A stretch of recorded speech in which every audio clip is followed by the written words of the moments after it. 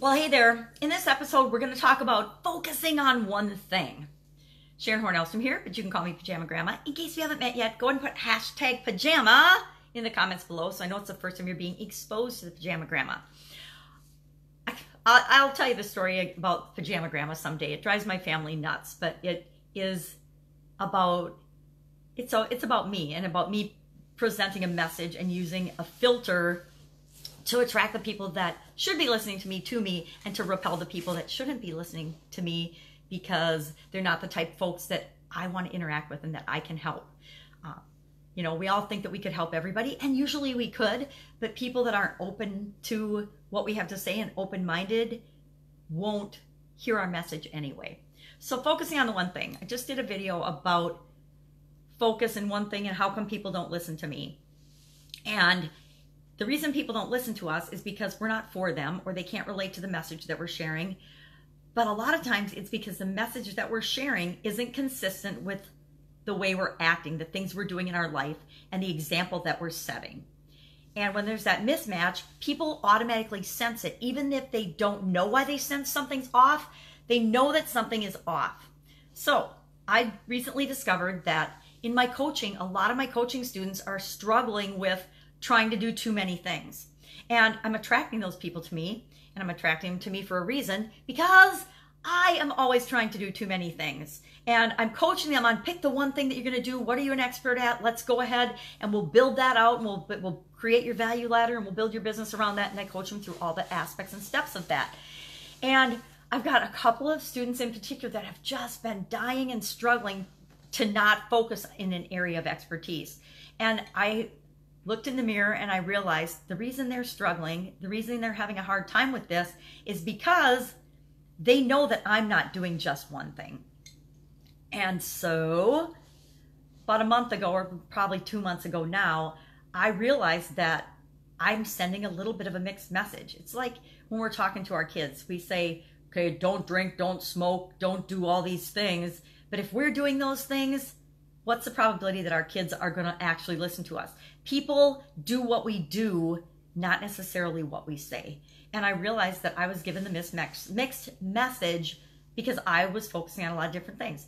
Kind of laughing at myself this week because on Sunday, I actually started and got involved in 2 of other people's challenges. I love challenges. I'm doing a 365-day challenge. I'm part of that, where we do a Facebook Live into the group every single day.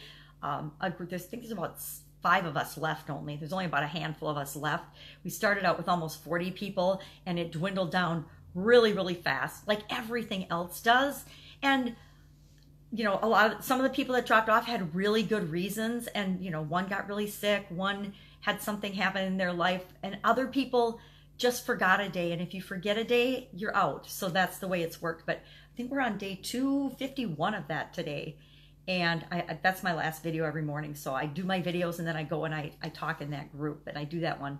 I have learned that I have to do my videos first thing in the morning, or they're not going to get done. If I don't do them first thing in the morning, and I think only about one day this year so far, I've not been able to do them in the morning I can't remember, I was traveling or something, and I just couldn't do them in the morning where I was. So, but only one out of, 334 was today's daily scare share. So for 334 days in a row, I've been doing that. And there was only one day where I didn't do it first thing in the morning. Because I know me, I have to work around my schedule and what works for my body clock and my time frame. But it really hit home today about the focusing on one thing, because I've been trying to narrow my focus, trying to narrow my market, and I'm doing a woman's summit. And so my one thing I know has to be my woman's summit. So everything I choose to do, including challenges, has to support my one thing of doing the women's summit. Now,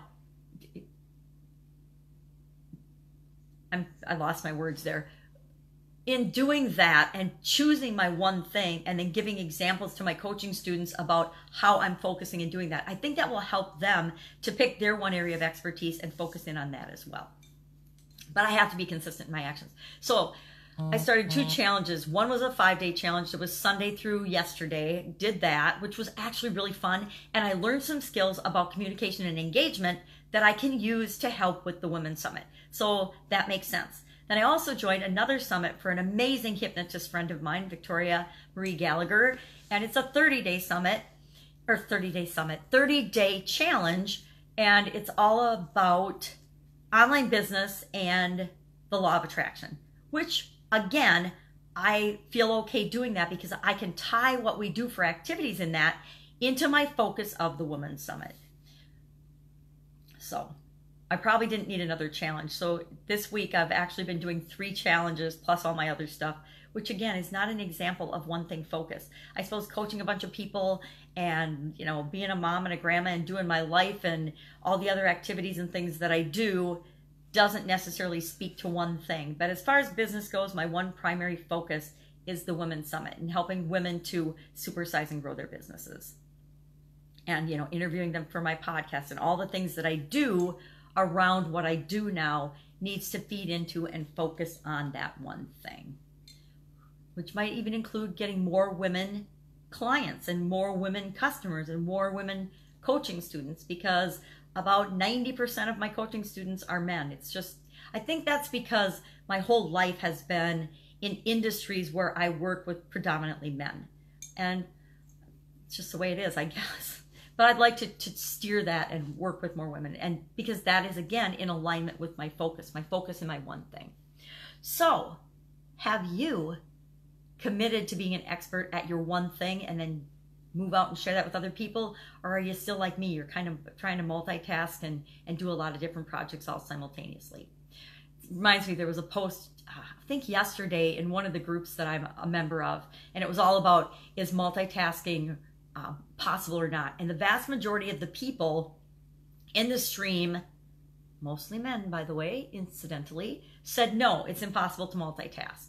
And a couple of us, and I've always said, yep, multitasking doesn't make everything or anything more effective, but if we were not, as women predominantly, unless you're a single dad, able to multitask, the species would no longer exist, because we wouldn't be able to feed our children, do the laundry, cook dinner, help with homework, get the kids to bed, make sure they're safe and cared for, do our work, our businesses, and everything that we're required to do simultaneously, if we weren't able to do that.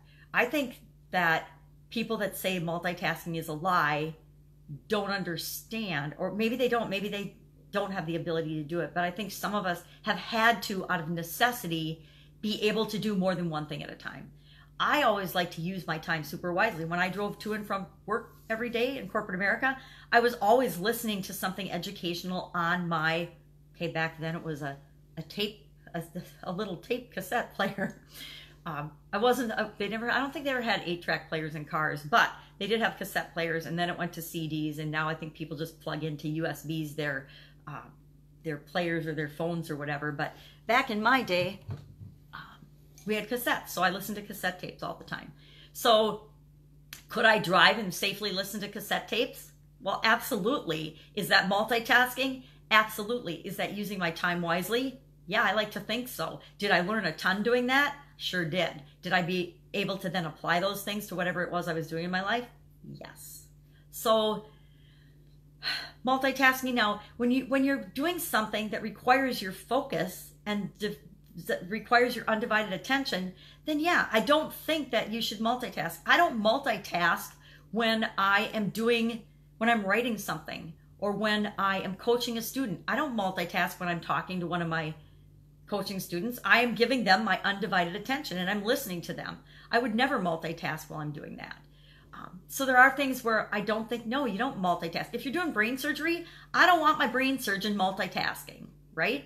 I don't want my doctor to be doing 5 different things when he comes into my room for my consultation. I don't want,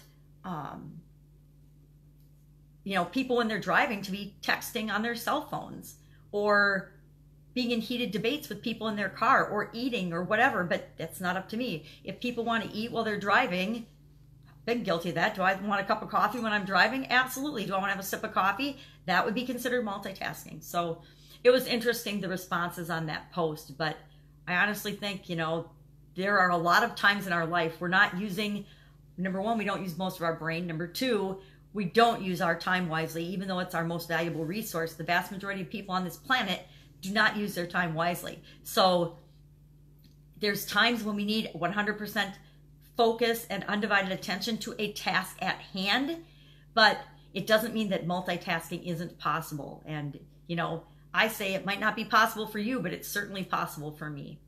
And actually, only we determine what is or is not possible for us. So I'm going to end on that note and go try to focus on my one thing. You make it a fantastic day, and I will, of course, be chatting with you tomorrow. Bye.